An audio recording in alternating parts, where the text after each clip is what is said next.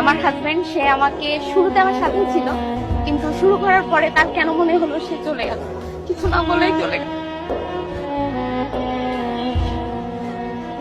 তো আমি আমার বাচ্চার জন্য এখানে কিছু করতে চাই,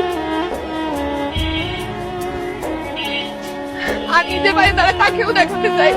আমি জানি নিশ্চয়ই এই ভিডিওটা তার কাছে পৌঁছাবে, তো আমি সবার কাছে দোয়া ভালোবাসা চাই, আর আমি যেন জীবনে কিছু করতে পারি, এবং একদিন সে যেন গর্ব করে বলে যে না, আমার ওয়াইফ ছোট থেকে বড় হয়েছে, আমার বাবা মারও যেন কষ্ট করতে পারি, আমার বাচ্চাটাকে যেন মানুষের মতো মানুষ করতে পারি। এখানে দেখলাম আপনার পাশে আরেকজন ছিল, সে আপনার কি হয়? আমার বাবু, আমার একটাই বাচ্চা। ও আচ্ছা, আপনার হাজবেন্ড আপনাদেরকে ছেড়ে চলে গেছে? সে হচ্ছে বাড়িতে গেছিল বেড়ানোর জন্য, এক সপ্তাহ পর চলে আসবে। তো যাওয়ার একদিন পর থেকে কন্ট্যাক্ট করা বন্ধ করে দিয়েছে। তাকে ফোন করলেও সে রিসিভ করে না, যোগাযোগ করে না। সে কি করে আপু? সে বর্তমান রিটায়ার্ড আর্মি পার্সন, এলপিআর এ আছে, সেনাবাহিনী।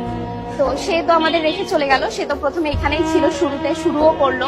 তারও স্বপ্ন ছিল অন্য কিছু করার, বড় কিছু হওয়ার। তো সে আমার বাচ্চাকে রেখে চলে গেছে। আমি তো আর আমার বাচ্চাকে রেখে যেতে পারছি না, তার জন্য আমার বাচ্চা আজকে অসুস্থ।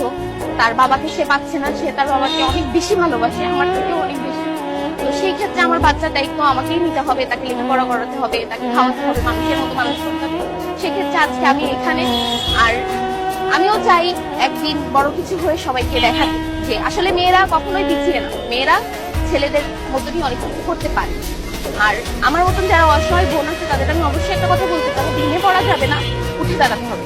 কাজ করলে একটা জায়গায় যে পৌঁছানো সম্ভব, কারণ উপরেই আপনাকে ডিপেন্ড করতে হবে। আপু সবকিছু শুনলাম, খুব খারাপ লাগতেছে আপনার কষ্টের কথাটা শুনে। তো এখন আপনাকে যারা দেখতেছে, তো আপনার এই খাবারগুলো যদি কেউ খেতে চায় তাহলে কোথায় আসবে? তাহলে চলে আসতে হবে লালদিঘির পাড়ে একদম মন্দিরের সামনে আমার সন্তানকে ছেড়ে ফুটকাটের নাম কি?